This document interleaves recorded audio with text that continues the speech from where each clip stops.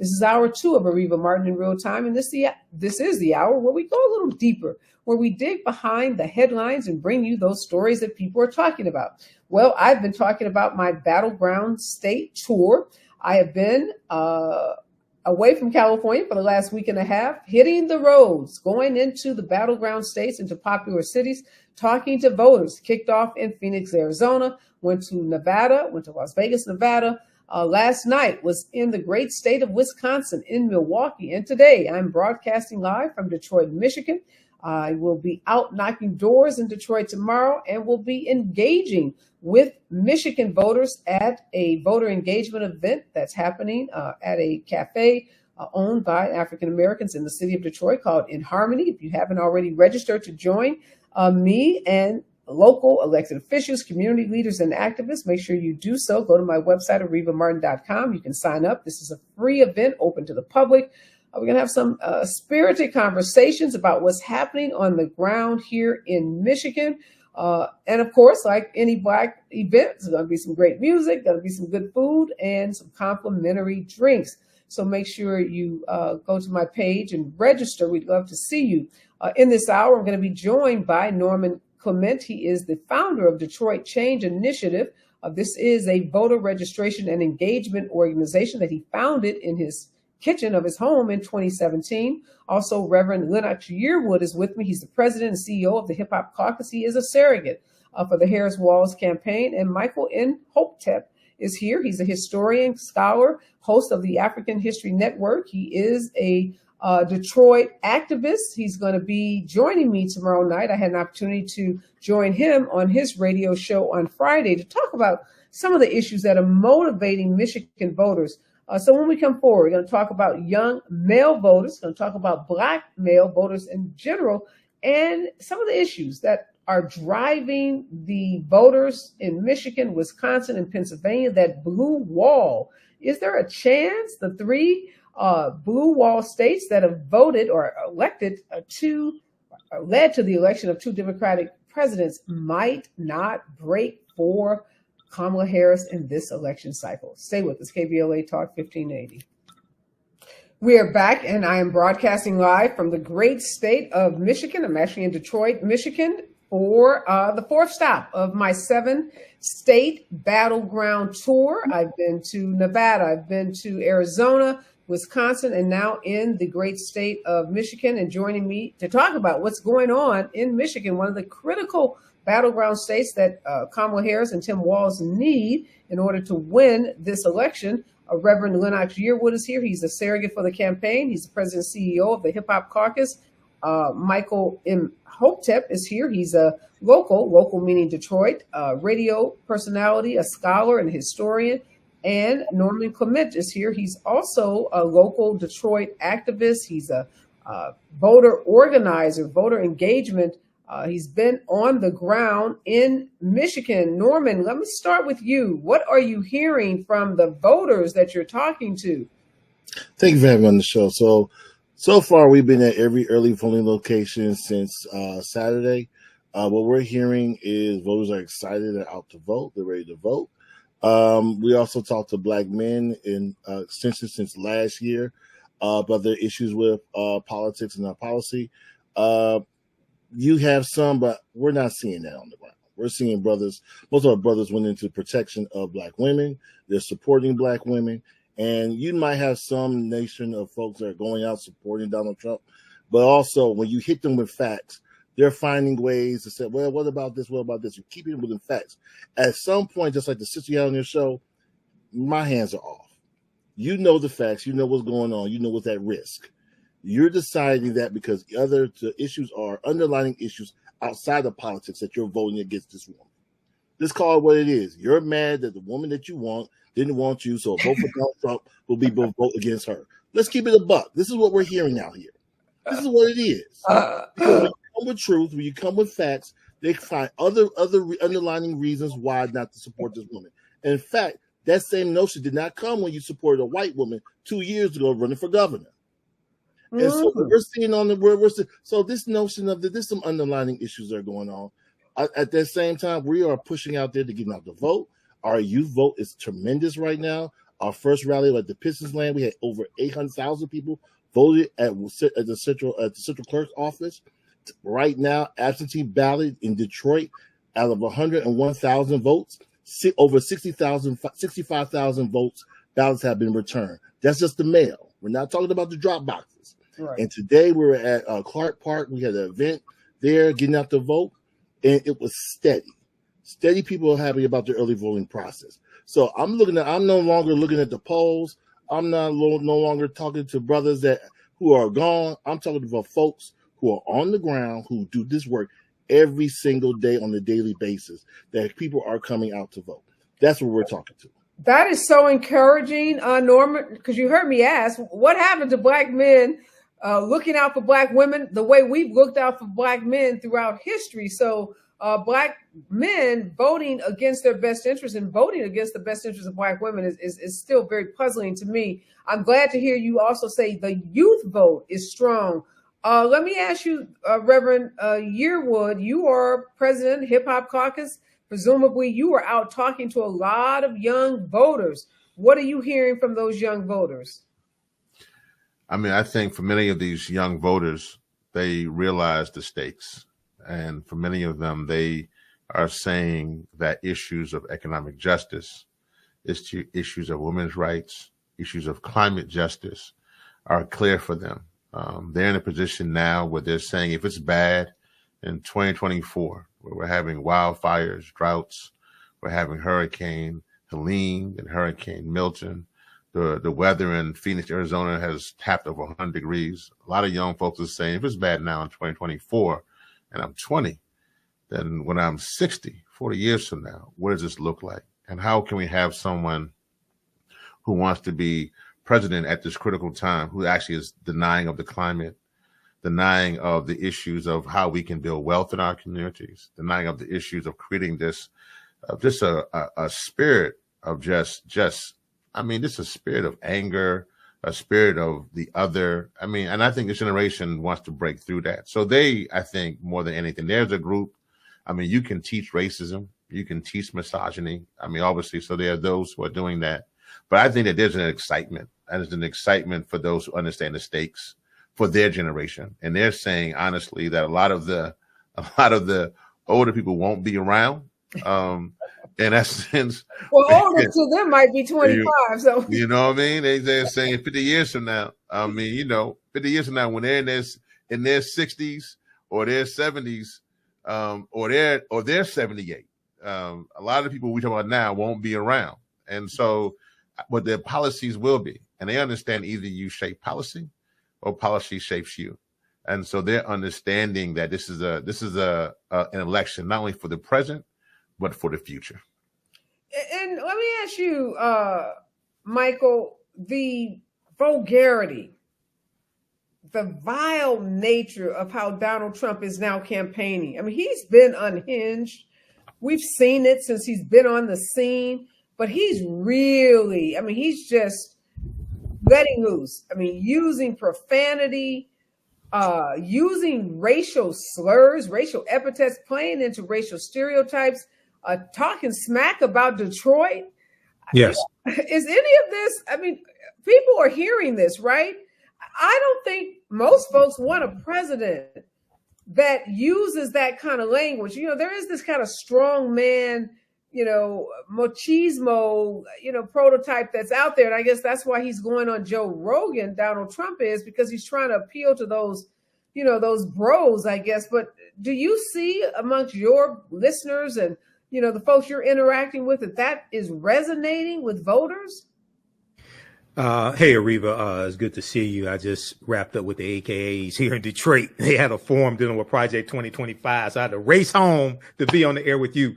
So, for the majority of African Americans, that does not resonate with them. Donald Trump is desperate. There are a lot of people talking about a cognitive decline with Donald Trump. New York Times had an article comparing speeches from 2020 that he did when he was running to today, and to his speeches today. There's a lot more profanity today. There's a lot more darker images in his speeches today. Okay, so this is a grievance campaign for him, and he's trying to stay out of prison. The overwhelming majority of African Americans are against this type of language, against this type of talk. There is a smaller percentage of a small minority of African Americans who gravitate towards Donald Trump for one reason or another. One has to do with his stance on undocumented immigrants and pushing this lie that undocumented immigrants are taking our jobs. It's the same lie that was pushed in the 1930s during the Great Depression, when the U.S. deported up to 1.8 million Mexican Americans, and they said they were taking their jobs. Herbert Hoover said they were taking Americans' jobs, and after the fact, they found out that about 60% were born here legally. And when economists did the analysis, they found that those undocumented, well, the people who they deported were contributing to the economy, contributing to the GDP as well. So then you have a small percentage of African-American men, not the majority, but a small percentage of African-American men who buy into this misogyny. We have to be, so the first call that we had for a win with black men that Monday night, the day after, it was July 22nd, because July 21st, Joe Biden dropped out and he endorsed Kamala Harris. So then everything started going at hyper speed, right?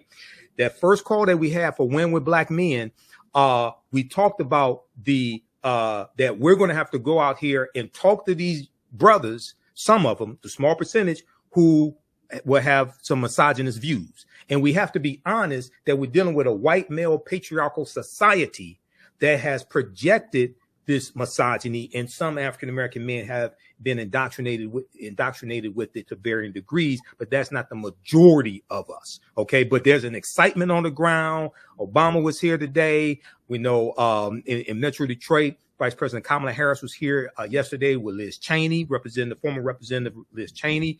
There's a huge excitement.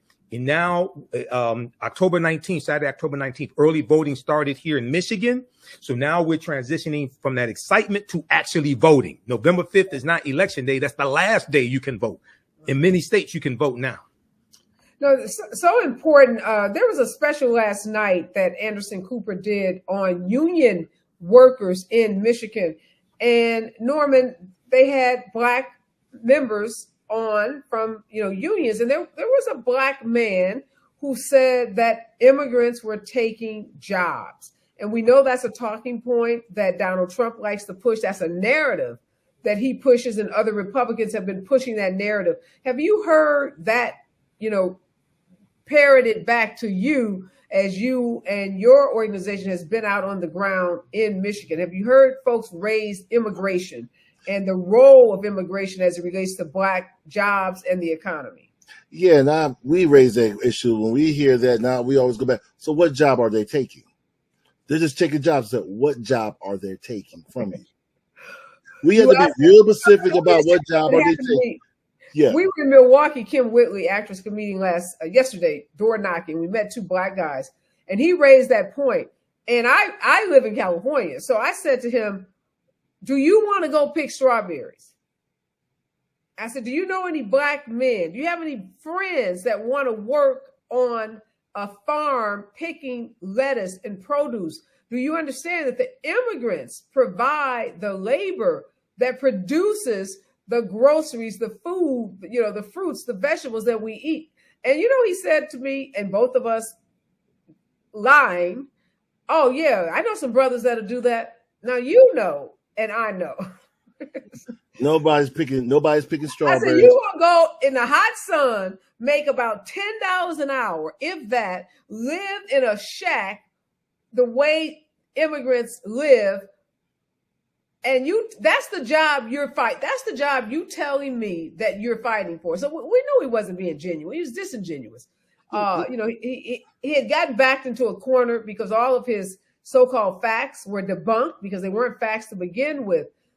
So I'm glad to hear that you're also asking folks when they say that, what is the job? Because we can define the jobs that immigrants have, and we know for the most part they're jobs that many Americans don't want. Right, and the thing about that is you're dealing with something when they're backed in the corner they can't pronounce it. So there's an underlying issue of why they are mad at the system. They're mad at the system because guess what? They've been racially profiled. They thought this will happen. They thought that the new thing, all the promises they didn't get. So they're mad at something. So instead of going out there, doing the work, going in the community, finding the access to the jobs, actually going out there, going to organizations or programs that will help to get the jobs, they get frustrated, mad, and they want to blow everything up. And that is the weak-minded. That's what white supremacists do. That's a white supremacist mindset. Well, throw my hands up in the air, and I'm not going to do anything, and just be pout and get mad. And when it blows up, I'm going to be happy because I told them so, and it happened to me. I want to struggle for everybody else. We got to deal with that. We have to deal with that. We tell them all the time, and we combat that all the time with truth, fact, and documentation. If they don't want to hear that, say, hey, good luck to you, and we don't keep moving on. But understand this. I tell the guys all the time. It never ends well for fascism. It never ends well for fascism. Those that support it, those that sit on the sidelines. So understand, this is a moment. It'll be totally different if another candidate was running. It would totally different if it would be Mitt Romney, or totally different if it would be somebody else, that we could have a government after 4 years. We could still have our rights to protest. We could have our rights to peacefully assemble. We have our rights to live prosperly. When someone is coming in with 2025, telling you to take you back to all the way slavery, thinking about what will happen in that time. We think about it could be a brink of a civil war. We think about the things that happened over there in Afghanistan, over there in Lebanon, what's going on over there in Israel, what's going on in Gaza. This is a madman ready to take over. This is not the time to sit on the fence or be mad or upset. Understand this. It's about the greater good. And I tell my brothers, it's about the greater good. Put your ego to the side. Hold that thought for me. I want to come back to that in terms of how you break through when you meet those kinds of individuals on the campaign trail or as you're out canvassing. I also want to talk about those uncommitted voters. We know in the primary, they played a big part here in Michigan. Where are those voters now? What are they going to do? They've got a decision to make because they're still not happy with the Biden-Harris administration. Many of them are not happy with the way the war in Gaza is going. When we come forward, more in KBLA Talk 1580. Stay with us.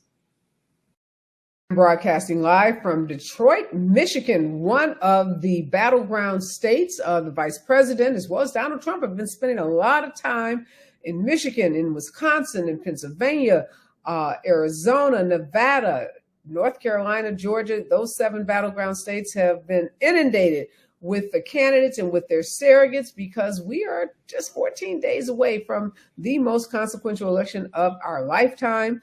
And as Michael said appropriately, November 5th is not the day to vote. It is the last day to vote because over 17 million people have already cast their ballot across the country. We saw in Georgia on their first day of early voting, over 300,000 people stood in a line to vote early, which broke a record for that state. So people are energized, people are motivated, and 17 million, we don't know how those 17 million people have voted, but we do know there's a lot of excitement on the ground in these battleground states. I've witnessed it myself for Harris and Walz, but there are also some issues. We don't want to gloss over the fact that there are still a lot of voters who have not decided that even though Donald Trump has promised to be a tyrant, even though he has promised to do mass deportation on day one, there are still people who could be impacted by his negative policies that are going to vote for him. And we know in the last presidential election, he got 70 million plus votes. So I do want to talk some about what's happening in Michigan around those uncommitted voters, those protest voters, Michael, that we saw in the primary when Joe Biden was still the candidate. These are Americans who live in Detroit, but they're pro-Palestinian. Maybe some of them are Palestinian Americans, but they are unhappy. They believe that the Biden-Harris team, has been too soft on Benjamin Netanyahu, that they've not done enough to bring hostages home, to end the humanitarian crisis in Gaza. Where are those voters now? And could those voters be the reason that Michigan doesn't break for Kamala Harris? I sure hope those voters are not the reason why Michigan does not break for Kamala Harris, because Michigan is part of the blue wall, Michigan, Wisconsin, and Pennsylvania.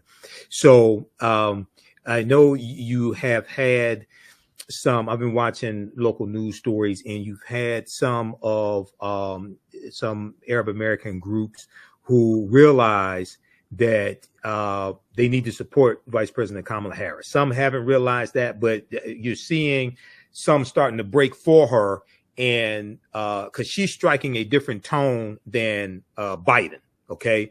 And we talked about this last Friday when I interviewed you on the African History Network show, Areva. A sitting vice president is not going to put out policy, especially on foreign policy, that undermines a sitting president. Okay, there's only one president at a time. And so Vice President Kamala Harris, at the same time, talking about Israel has a right to defend itself, and Israel is an ally of America. But she also talks about the Palestinians deserve to live with have their humanity respected, deserve to live in peace, etc. However she phrased it. Okay, so now there's last night on MSNBC I saw Michael Moore, who's from Michigan, the documentarian Michael Moore, and he is involved in an initiative to get 40,000 voters out of Michigan who probably would not normally vote to vote for Kamala Harris, to make up for some of those uncommitted voters who may not vote for Kamala Harris or may vote for Jill Stein or something idiotic like that. Now, I have seen I've seen some focus groups where you've had some here in Michigan say they'll vote for Donald Trump, but they forgot Donald Trump instituted a Muslim ban, banning Muslims coming from countries from 7 states. That also, that whole tone increased anti-Muslim sentiment here in America. And Donald Trump has said that he will withdraw all humanitarian aid from Gaza, from Palestine. And he said he'll let Benjamin Netanyahu do whatever he wants to do. Okay. So yes, it will get worse. And a lot of them are not calculating that. They're just thinking they confuse activity with productivity and just say, oh, I don't like this person, so I'm not going to vote for them. But you're not looking at what the alternative is. And we have to look at this holistically. You have to look at what the alternative is. Yeah, Norman, are you seeing that on the ground? I read an article about some of these voters, and some were angry at the leadership of some of these groups, because even though the leadership didn't endorse Kamala Harris, they felt like they made some words or said some statements that were too favorable.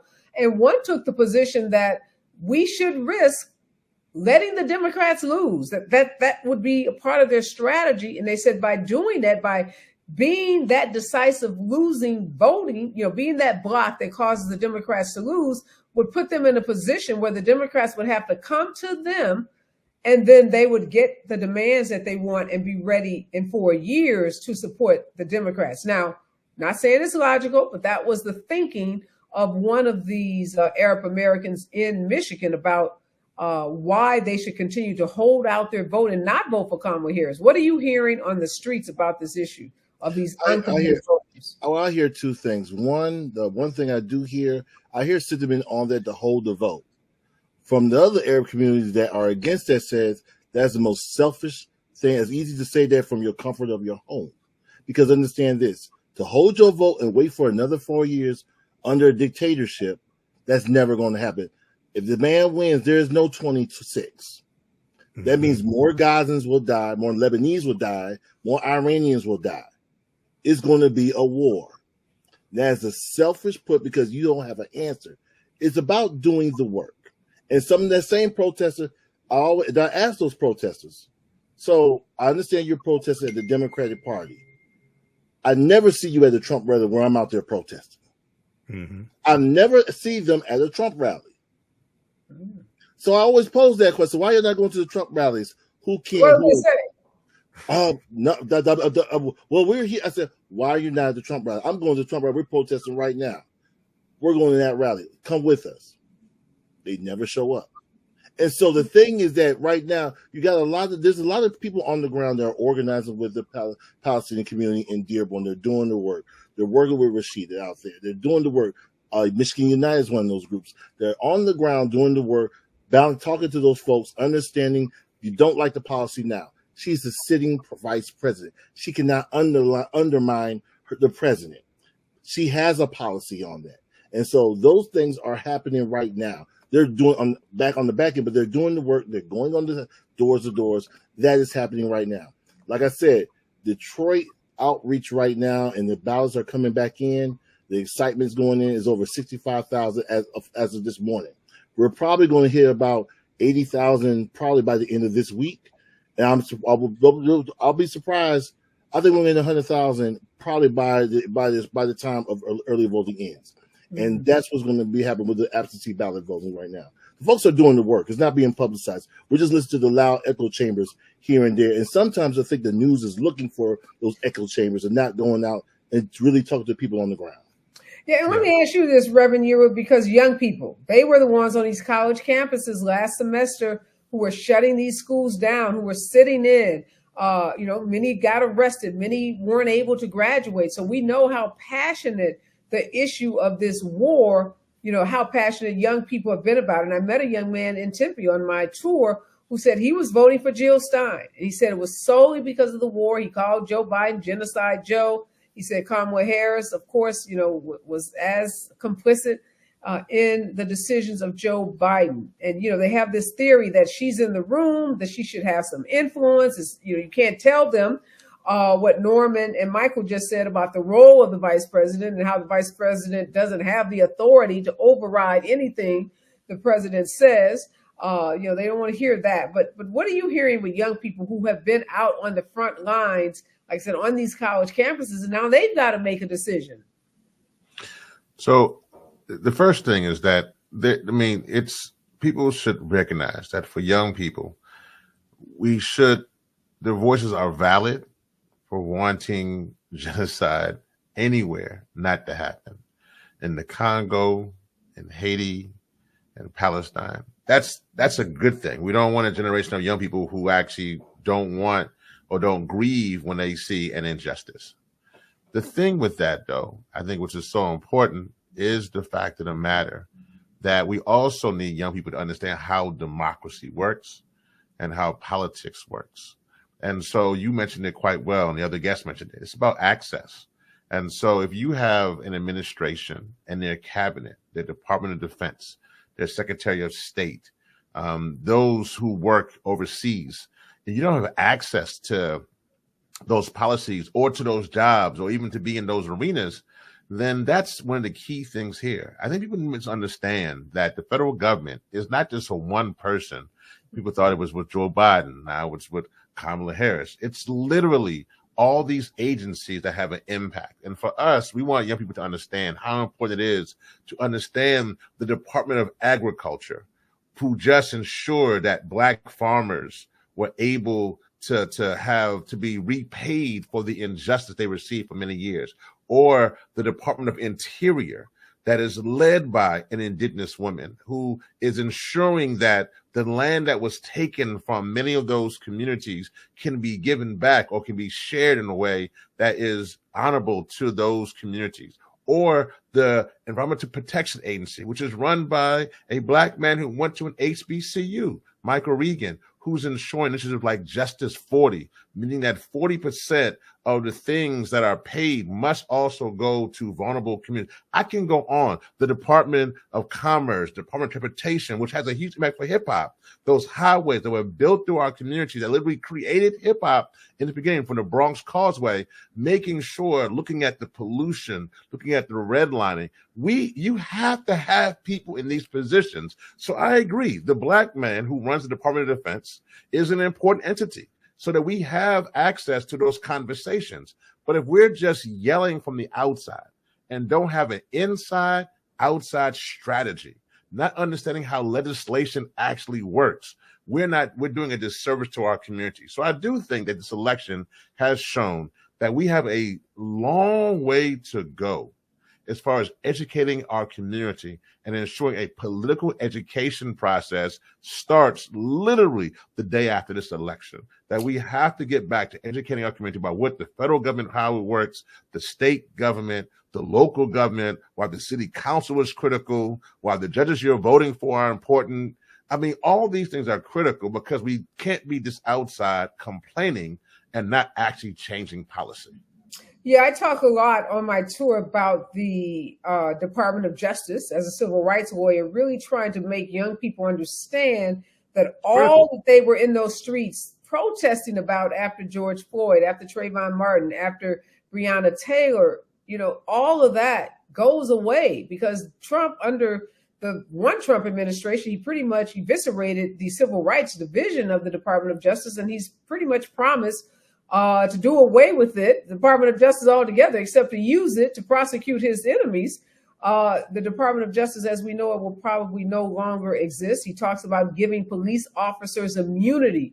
These are terms that people don't think a whole lot about. But if you care about police brutality, if you care about holding police accountable, you have to care about the Department of Justice and those judges that we know right now. So much of what we're fighting for, trying to maintain our rights, is because we allowed Donald Trump to win in 2016, and he got an opportunity to use the seat of power to put people in place in federal judgeships that have tenure for life, that will be there for years and years to come, who interpret the law. So there's the executive branch, the legislative branch, and the judicial branch, and the importance of understanding that. So yes, kudos and bravo to all of us who are going to lead, hopefully, this charge about re-educating folks, because so many people don't have a clue about how our federal government works, and they blame Kamala Harris for things she has absolutely positively nothing to do with. We're going to talk about Donald Trump, what he's been telling voters about the power of the presidents and how he's been distorting that power and people buying into it. And I think that has something to do with people who somehow believe that Kamala Harris has way more power than any president has under our Constitution. Stay with us, KBLA Talk 1580. There's a new article out in the New York Times. John Kelly, who was the longest serving chief of staff for Donald Trump when he was president, who has been at times reluctant to criticize the president, sat down for 3 recorded interviews with the New York Times. And in those interviews, he said, more than policies, people should examine the fitness and character of who they are voting for. He went on to say that Donald Trump met the definition of a fascist. He said, if elected, he would govern like a dictator. He said Trump had no understanding of the Constitution or the concept of the rule of law. He confirmed previous reports that Trump had made admiring statements about Hitler, had expressed contempt for disabled vets, and had characterized those who died on the battlefield for the U.S. as losers and suckers. These were comments first reported by The Atlantic. So when you hear someone like John Kelly, a decorated Marine who was a secretary in the Homeland Security Department before going over to be the chief of staff, probably someone who spent more time with Donald Trump in the White House than any other person that worked with him, why isn't that enough, in your opinion, Norman, to change the minds of not just those few Democrats that may vote for Donald Trump, but even those Republicans? This is a white man, older, revered military man, saying, I was there. I was in the room. I heard this man call the veterans that Republicans say they revere, suckers and losers. It goes back to those folks are comfortable with classism, racism. It's about those who don't want to deal with the new reality of this world where we're vastly going to be from the minority to majority. You're not longer competing with just Black Americans, competing with Asian Americans, competing with Americans from all over the world, and you have to compete. So the days of you just being a standard white man who just graduate from high school with 2.0 to tell a bunch of folks who don't look like you what to do are over. And those folks can't deal with that. That's when they want to say make America great again, because they want to go back to those days where they had superiority rule. Even though they're not the global majority, they feel some type of minority pseudo, places. They want to go back to those days. That's what the reality is, unfortunately. And to our brothers and sisters who are on that side, unfortunately, we got those that want to be the only Negro in the room, that want to play overseer or gatekeeper on that side because they feel that they can advance with that. But again, it never lasts long. You look at those from Omarosa to others who are a part of Herman Cain, who are on that board, and it never ends well. No, absolutely. Michael, John Kelly went on to say that Trump can never accept the fact that he wasn't the most powerful man in the world. And by power, he says, I mean an ability to do anything he wanted. Donald Trump is telling folks that Kamala Harris is, he calls it whining about the bipartisan immigration bill failing. He says, why does she talk about a bill? She doesn't need a bill. When you're the president, you have executive power. You can do whatever you want to do. So some of these voters have bought into this notion that presidents can do whatever they want to do because that's how he feels about the office. Well, if he could do whatever he wants to do, why didn't he get the wall built that he said Mexico was going to pay for? If he can do whatever he wanted to do, why didn't he deport 11 million undocumented immigrants when he was president? He didn't do that then. So there are secret powers that, and there have been articles written recently about secret powers that presidents have. But